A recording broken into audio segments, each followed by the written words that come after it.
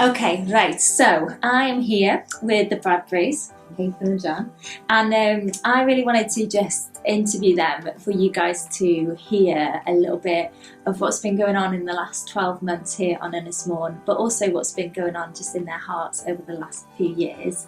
So guys, I know kind of like unity in the church capital C is a huge passion of your guys. We chatted about it in Vision Sunday, about how we felt as Capital A do we have a role to be like a catalyst for unity.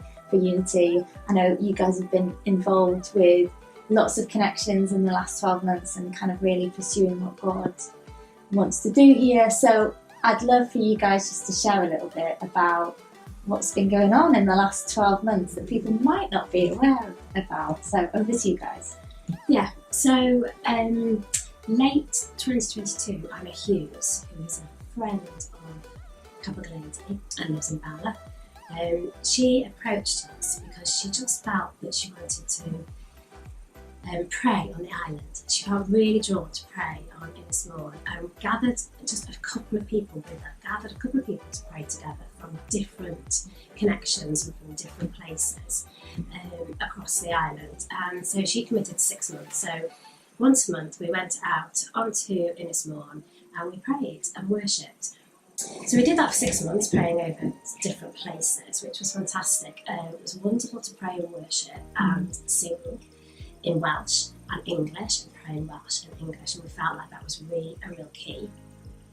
At the same time, James Percival was speaking, and in his heart was around plan, those sacred spaces, and the importance of place, and like what God has done geographically in places, and in some way that we couldn't quite define. We felt there was something in it, and we wanted to go after it. And so we met, Rachel, you led worship, and we prayed at Llanbadrig and St Donna, Clondonna.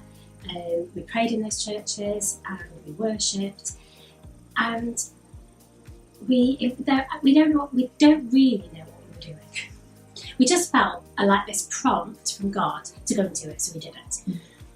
And then God spoke to us about Wells and Wellspring, which Ffynhonnau is. Ffynhonnau. And we felt to bring those two groups together. The group that had been praying within the churches, the group that's praying outside over the island, and to bring it under that banner and to coordinate that for people. And so again, we don't really know what it is, except we feel called to pray with people who are from different denominations, different Christian traditions, and to make that a priority and just to pray like where God wants us to be. Yeah, that's brilliant. And so the heart, what's like the heart and the vision that you feel like God is starting to reveal and form you guys? I think the main thing is the word unity, and really feel spiritually there's a real calling where language and denomination can be barriers, and I believe that God really wants them to be turned into bridges, and I think we should overflow and we should concentrate on the things that bring us together and the person that brings us together, which is Jesus, and everything else just needs to take a back seat. So this is why we don't really know what we're doing, but we know we should be doing it. And so that's why we believe it's a calling on our lives. I think going forward, I really have a heart for prayer, and for just a house of prayer on the island, which is like night and day worship and prayer flowing out of worship flowing out of prayer. And I guess I believe that God moves when we pray. And I also believe that the word that God's given me this year is contending. The land is contested legally. This place belongs to God.